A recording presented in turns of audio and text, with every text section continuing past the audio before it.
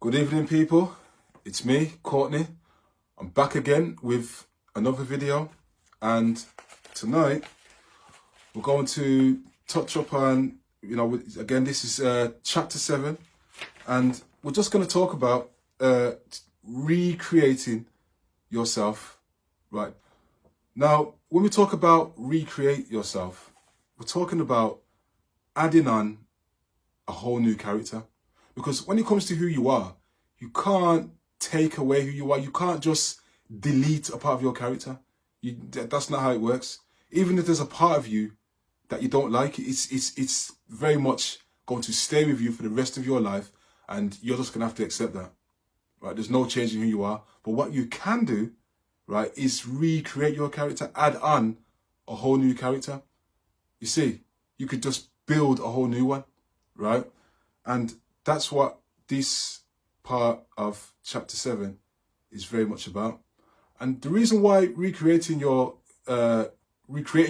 is necessary is because when you were a child growing up into an adult, 10 times out of 10, you've been brainwashed, you've been hijacked, your mind was taken away from you, right? You never really had the chance to think for yourself, and everything was very much just handed to you, right? And your ideals, your beliefs, whatever you think you know, was not, it didn't come from you. It was given to you by someone else, right? Your mind was very much shaped to think in a way that keeps you in line, that keeps you a slave, it keeps you subservient, it keeps you on your knees, right? It keeps you following orders from the society and the government that's very much in control of you right now, right?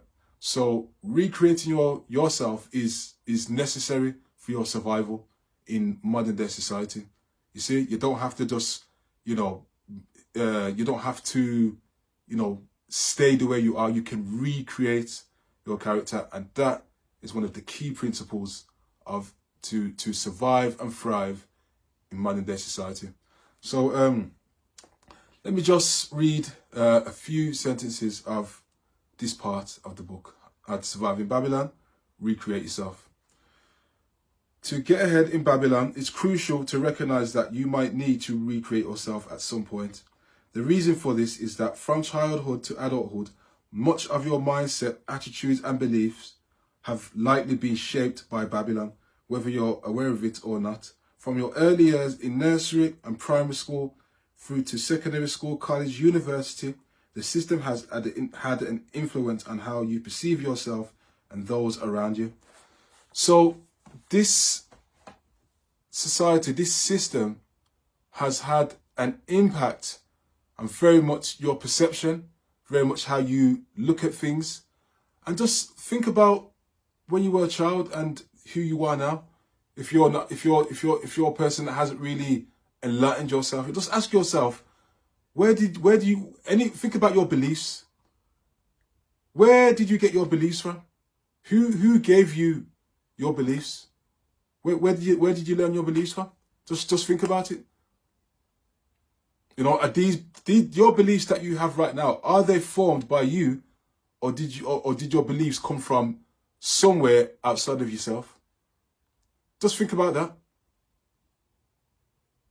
Just think about, when you were growing up and when you got your first job, and if you haven't got your own business, just think to yourself, why have you just settled for a job and not thought of starting your own business? Just remember when you got your first job, and remember what you were told in school. Go to school, get a job. Who taught you, who told you, who drummed that into your mind to go to school and get a job? Right? Why couldn't it have been, or go to school, start your own business, build your own empire, create some ownership for yourself, to own something that's yours? Why wasn't that taught to you? Why was it go to school, go to college, get a job? Who taught you that? Who taught you that concept? Go to school, go to college, get a job. Who taught you that? Did you teach yourself that? Is that something that you agreed with? Who taught you that? right? Just think about it. You know, who told you that in order to have fun, you got to go to a club and get drunk and get smashed? And get drunk out your face to the point where you don't even know what's going on? Who told you that that's the only way to have fun? Right? Not that that's the only way to have fun, but think about it. Who, you know, growing up in Western society like this is what's very much been told. Oh, let's go to the club, let's have a couple of drinks, let's get smashed. You know, who told you that you have to go out every weekend? Or who told you that that's the thing you have to do to have fun? Who's teaching you these ideals? Right? Because not everybody wants to have a drink. Not everybody wants to get drunk. Not everybody wants to be, you know, vomiting alcohol out their mouth. Not everybody wants to do that. So who's told you that that's the way to have fun? Why can't you think of other ways of having fun that doesn't involve getting drunk and vomiting out alcohol onto the floor? Right? Again, who's put that thought into your mind that that's the way to have fun? If you want to drink, that's up to you, but I'm just trying to get you to think about these things. This is not a trick question.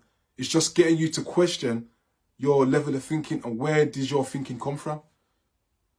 Right? Just think about that. Right? Who's you know, what other example can I use? Think about when you were in school, right? And you used to, you know, sort of like tease, you know, for those, you know, if you used to tease people in school, who taught you, who made you think that teasing somebody in school is cool? Right? Because this seems to be the theme. I mean, the schools today are probably a bit different, but just think about when you used to tease people in school and make jokes about them and jokes that they didn't find funny. Who told you that it was okay to do that? I'm not saying no one said, oh, it's okay to tease people, but where did you get that sort of behavior from? Where did you think, oh yeah, I'm just going to go around and tease somebody and, you know, make a mockery of them and, you know, at their expense? That's a joke that they didn't find funny, a joke that they found to be embarrassing and humiliating. Right? Again, who's teaching you to behave in these ways? Right? So when you're now going from a child to an adult, you got to think about how damaging your thought processes, because this is what Babylon does to people. It damages people. It damages their minds. It damages the way they see things. It creates a very blurry vision in your mind and your eyesight and how to go about living life in today's world, right?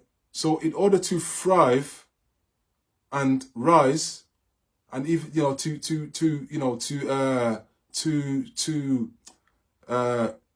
you know, have maximum success, one has to recreate their character. One has to question their ideals, question your thoughts, question question who you are, right? Question where your thought process has come from. Just think about that. Just think about where your mind is right now and challenge your thought process. And if you can see errors in your character that you don't like, start the process. Start the process of character recreation. Because character recreation is necessary. But remember, you can't delete who you are. You can only add on to your character. And this is where you're recreating your character. You're not going to delete who you are. You can't very much, delete your character. You can't, there's aspects of your character that you just can't delete from yourself. You can't do that. That's just not how it works. Recreating your character just means to add on a whole new character that can have you live life differently, right? You can just make a change and say, you know what? I don't want to live this life no more. I want to live a different life, right? You could say, you know what? I don't want to eat junk food anymore. I want to eat more healthier, right? Because your thought process could have been just, I'm just going to eat anything that makes me, that tastes good. But everything that tastes good isn't always healthy for your body, right? So it's changing your thought process to the way you eat food and what type of food you eat. This is all part of recreating your character. It's changing your mindset. It's making a shift in your mind, right? And then that shift in your mind is going to transform the way you behave on a day-to-day basis, right? And it's recreating your character is necessary. So I'm going to end this chapter here on that note, and I shall see you in the next video.